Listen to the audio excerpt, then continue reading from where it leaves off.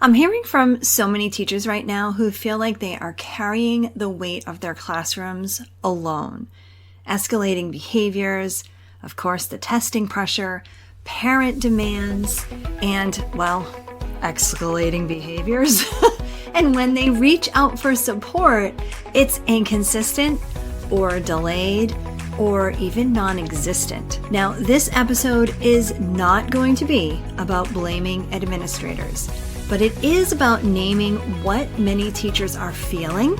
They're feeling unsupported, unheard, and exhausted. And maybe even more importantly, I'd like to offer some suggestions on how we can help ourselves. Hey friends, welcome to Enjoy Teaching Again, the podcast for teachers who love the work but need a little spark to bring the joy back. I'm your host, Elizabeth Peterson, classroom teacher, arts integration specialist, and passionate educator of over 25 years. If you're overwhelmed by behaviors, disengaged students, and long, exhausting days, you are not alone. But together, we can turn things around and you can teach with confidence and purpose again. So locate that cold coffee of yours, find your favorite pen, I know you have one, and let's dive in. It's time to get inspired and enjoy teaching again. So you've been hearing about the classroom reset for a while maybe, but you're wondering, okay, what exactly is inside the classroom reset? So let me take a moment to show you exactly what you get inside the classroom reset. First, we start with you, because resetting your classroom starts with resetting your mindset. And just like everything else at the Inspired Classroom, we want this to be teacher-centered.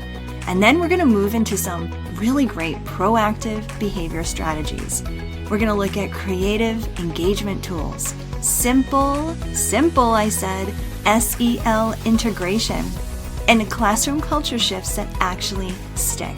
This is no fluff around here and no stress. Instead, you're going to get done-for-you templates. We're going to give you strategies that will work for your classroom, your students, your content, your teaching style. You're going to have access to a private teacher community, a lot of bonus trainings on all the things that you really need inside your classroom, monthly teacher check-ins, and here's probably the best part, personalized support. That means you can ask me questions anytime and I will give you direct answers that go with what your personalized needs are inside your classroom. This isn't just theory. I'm not sitting with a bunch of people around a conference table trying to figure out what the best sequence of a curriculum is going to be. I'm in the classroom right now too. I know what works and what doesn't. I speak with teachers all the time, and I've been doing this for over 27 years now. Over 20 of those years specifically working with other teachers in workshops and courses and retreats. So what I've done is I've brought the best of what I've taught over the last 20 years with specifically teachers and created a reset framework that will work in your classroom. This is practical, it's classroom tested, and it's from someone who's still teaching in the classroom myself. If you're serious about making a shift, I want you to go look at what's inside. Go to theinspiredclassroom.com/reset because you deserve a framework and the support that actually helps you. So there really is an issue in education right now with so many teachers that feel unsupported. They're feeling unsupported from the people that maybe should be able to support them. Maybe it's their administrators, maybe it's their coworkers, maybe it's the parents. That lack of support really can come from a variety of places. But here's the thing.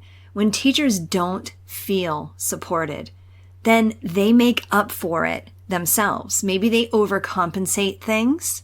Maybe they overfunction in their classroom. Maybe they internalize failure. And this is one that just breaks my heart when teachers feel like they're failing themselves, failing their students, failing at their job that they have really dedicated as a profession for themselves. that internalized failure can really start to bubble to the surface when teachers don't feel supported. Another big one is that teachers will tend to feel isolated, especially when they're closed into their classrooms. They're dealing with all of these different behaviors in their rooms, and they don't feel like they can reach out for support. That feeling of isolation is no good for anybody. And all of this can just lead to a path of burnout way faster. It's really a no-win situation from whatever angle you're trying to look at this. And if you're one of these teachers who feels unsupported, I want you to know I see you. I see you in the Facebook threads. I see you walking down the hallway. I see you in my DMs. I see you when you respond to emails that I send out. I truly do see you. And one of the things that I hear so much is this, that you're not feeling supported. You're dealing with so many behavior issues. You're dealing with all of these pressures that come with, teaching, the profession, but you're also not feeling that support. Now, I am going to offer you some suggestions inside of this episode, but I do want to just pause for a moment and tell you what I have to offer you in terms of support. So first and foremost is this podcast. I really hope that this podcast can be a source of support for you. And if you feel like there are other teachers out there who could really use this type of support that I'm able to offer you here on the podcast, please, please, please leave a review. Share a screenshot of one of your favorite episodes. Getting this podcast out to more and more teachers is going to be probably the simplest and most effective thing you can do to help other teachers and be a support for them as well. I also want to make mention of our Creative Teachers community on Facebook. If you are on Facebook, and I know many of you probably are, I want you to go find our community. You can do it easily by going to theinspiredclassroom.com/community. Okay, so theinspiredclassroom.com/community. The community is called Creative Teachers Building Calm and Engaged Classrooms. And it is a place where not only do we share ideas and things like that, but we are a support system. We are there to support one another. And finally, if you really want some personalized support from me, not just the podcast, not just within the community, but some personalized support that we can actually get on a call and talk about your situations, I want you to consider going and joining the Classroom Reset. That is an experience where you are able to really look at resetting your classroom, so that you're improving student behaviors, you're preventing your own burnout, and you're getting the actual support you need from a smaller group of teachers who are also invested in going through the Classroom Reset, and specifically from me. You email me, I email you back. You ask me a question, I answer you specifically. That is probably the best way I can support you as you're continuing on in your teaching journey. If that's something you want to look at, go ahead to theinspiredclassroom.com/reset. That's where you can get the best possible support from what I have to offer you. Now, there are so many things inside of our school environment that we just can't control, right? There are administrative decisions that we really have no part in. There are school-wide systems and initiatives and things like that that we don't have very much control over. There are parent responses to things that happen in our classroom or happen at the school that we really don't have any control over.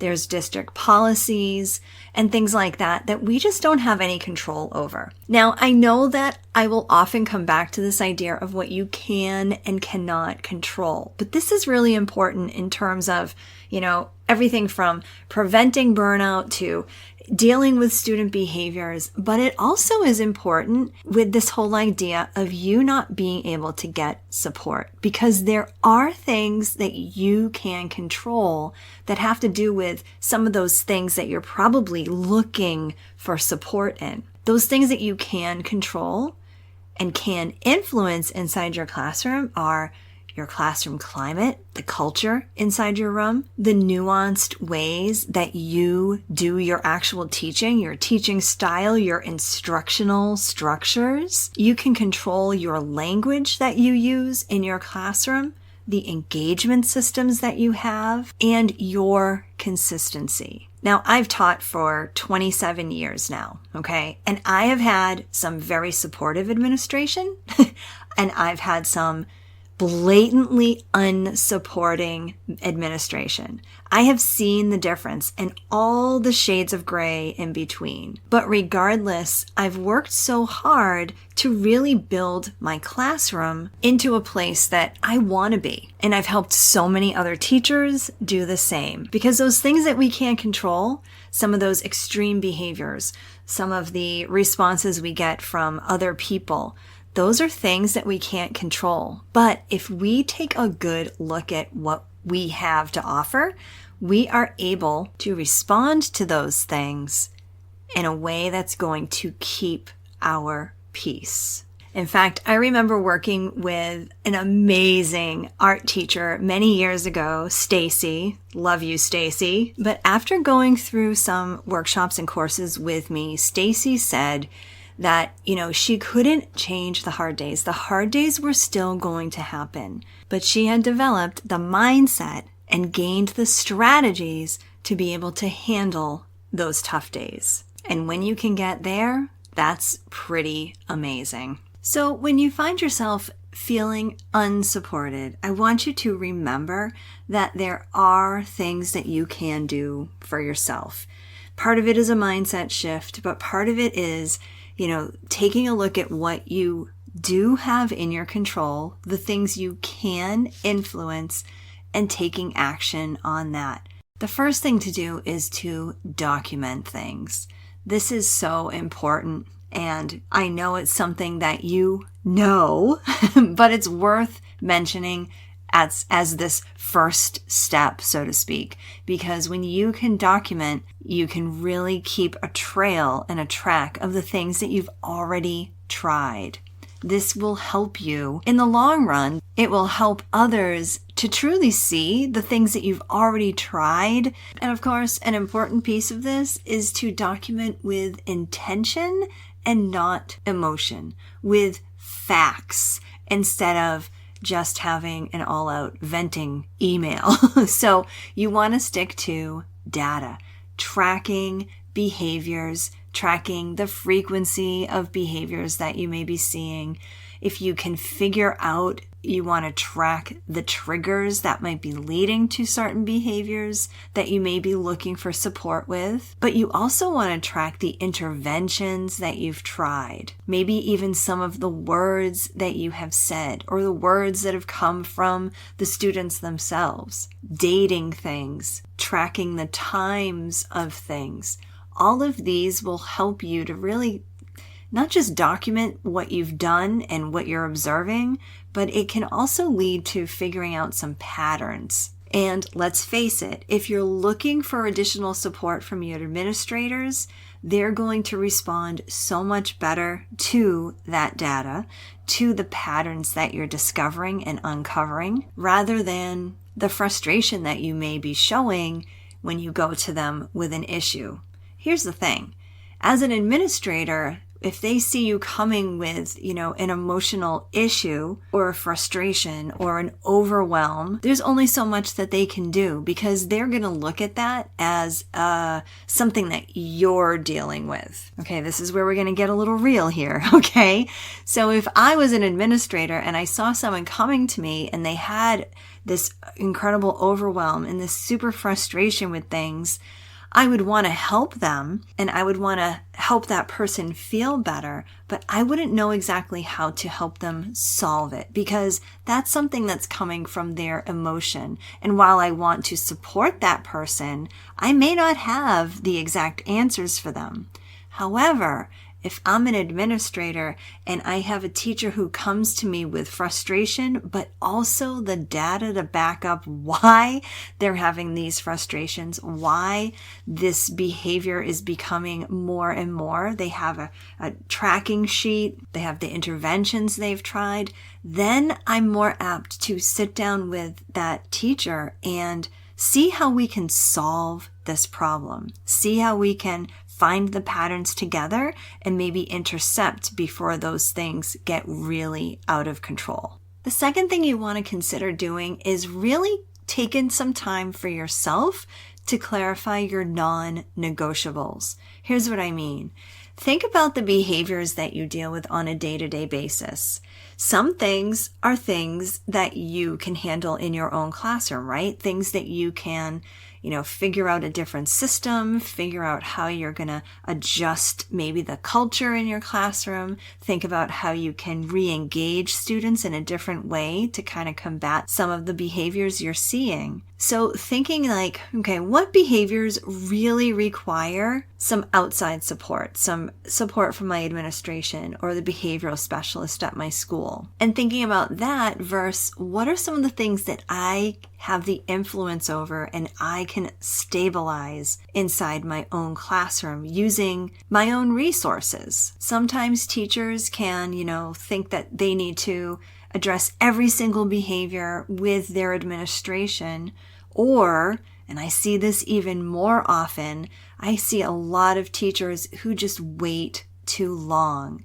So taking a moment to really clarify for yourself, what kind of behaviors are you going to handle on your own and what is drawing the line? What are your non-negotiables? And doing that clarification work can really help to reduce the emotional overload. So figure out what you're willing to take on for yourself and what you really do need support with. And then just like I tell you to be proactive with your students, be proactive with your administration. Set up a meeting with your administrator where you can just talk about those things that are becoming too much in the classroom. Come to them with some of that data that you've been collecting and let them know that these are the types of things that you really do need some support with, and see what comes about from there. The third thing is to build classroom level systems that are really, really strong. Here's where you can take back your power in your classroom and exercise your influence. And this is what I love helping teachers with inside the Classroom Reset. Because when your culture is strong, when you have a good foundation, you can layer on stronger and stronger systems to improve student behaviors. And when your culture is strong, there are fewer referrals needed, there's fewer daily escalations, fewer power struggles, and less reliance on external backup plans, right? Less need for an external support. The fourth thing to consider is being able to find some parallel support. So if the administration in your school feels a little weak, perhaps you can build some peer alliances. And this can be as simple as doing something like, if one of your students is being nudgy, and you're becoming a little bit more of a behavioral issue, sometimes what I'll do is I'll tell them, I'm going to tell last year's teacher about what I'm seeing right now. And I know that last year's teacher is one of my very good friends, and just the mention of her name gets them to sit up straight and look with wide eyes, thinking to themselves, well, I don't want my fourth grade teacher to know what I'm doing. And so that's a small example of what I'm talking about when I say building peer alliances. Maybe your peer alliance is with, you're a colleague of yours that's maybe next door, or maybe you work as a team together And you can, take each other's kids when it's recess time and there's a problem, you have an understanding that, on such and such a day, you're going to be responsible for any kids who need to lose like 5 minutes of recess, and they're working on a clipboard and they're writing an apology note, whatever it might be. But to get that kind of peer alliance can really be so helpful, whether you have administrative support or not. Another way to look at parallel support is by joining some professional communities. And this is where online communities can be so powerful. And again, I want to invite you to the one that we have for the Inspired Classroom. Just go to theinspiredclassroom.com/community to be a part of a growing group of teachers who are creative, who are caring, who are positive, and who are real. Real teachers knowing the struggles that go along with this profession. Finding good, positive support outside of your school is sometimes just the thing you need. And the fifth and final thing I want you to consider is actually making a mindset shift from waiting for support to stabilizing what you can in your own classroom. This can really, really help you so much, especially when you're not getting the support you need. Because when things are really hard and when you feel like you're doing this alone, it's actually so easy to focus on that one student or that couple of students that are really, really bringing things down. You know what I'm talking about, right? You know who I'm talking about inside your classroom.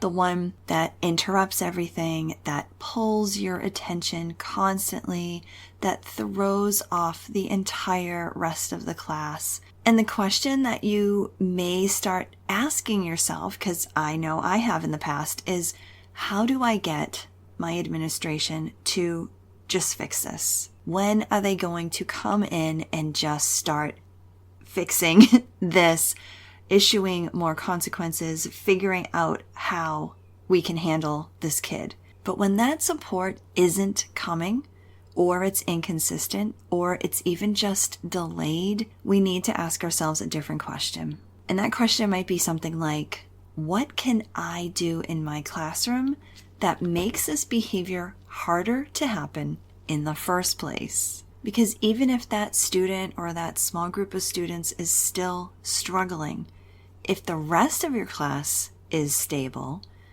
and routines are clear and your engagement is strong and expectations are just really lived out every single day, that one situation that pops up doesn't tend to control your entire day anymore. And this is where you start taking your own power back in your classroom, because you're not waiting anymore. You're not stuck.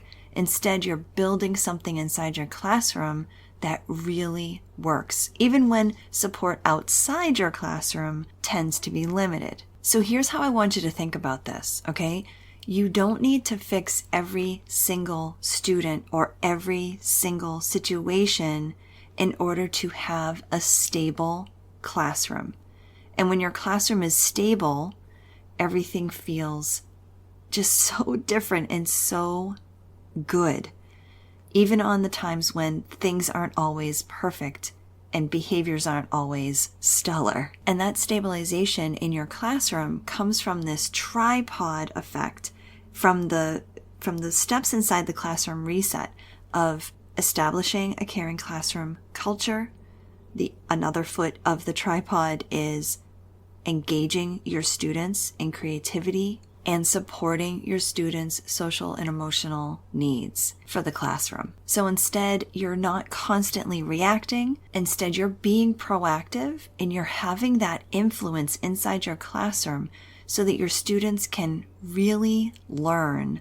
They have the environment for them to learn. You can breathe again. You can actually teach. So if you're feeling unsupported right now, I just want to say this really clearly. That feeling is real. It is. It's hard. And it makes the job just even more harder than it should be. But even in that, you are not powerless. You may not be able to control the support around you, but you can build stability inside your classroom. And when you do that, that's when things can start to really shift in your direction, that direction that you want. The energy will start to feel a little bit different. The pressures that are just innate with this profession can start to feel a little different. And little by little, you start to feel like your teacher self again in your own classroom. And if you're looking for support in doing that, that's exactly the work that I do with my teachers inside the Classroom Reset and inside of our community. So be sure to check that out and see if that's really the right next step for you, okay? But today, I just want you to start here. So to do a quick review of these things I want to suggest to you when you feel like you just don't have the support. Number 1, document things. Document things with intention and facts and data, not with emotion. Number 2, clarify your non-negotiables for your own classroom. What are you going to be able to handle and what do you just need support with? Number 3, be so proactive and build those classroom level systems. Number 4, find some parallel support from your peers, from online communities.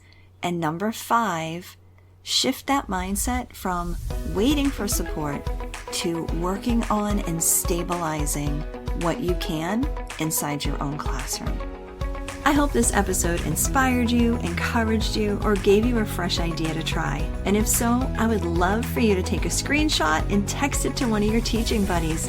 I'm so grateful that you landed here with me today, and it would mean the world to me if you would leave me a review over on Apple Podcast. Thanks so much for being here, and I'll catch you on the next episode. This is Elizabeth Peterson reminding you to get inspired so you can be inspiring to your students and enjoy teaching again.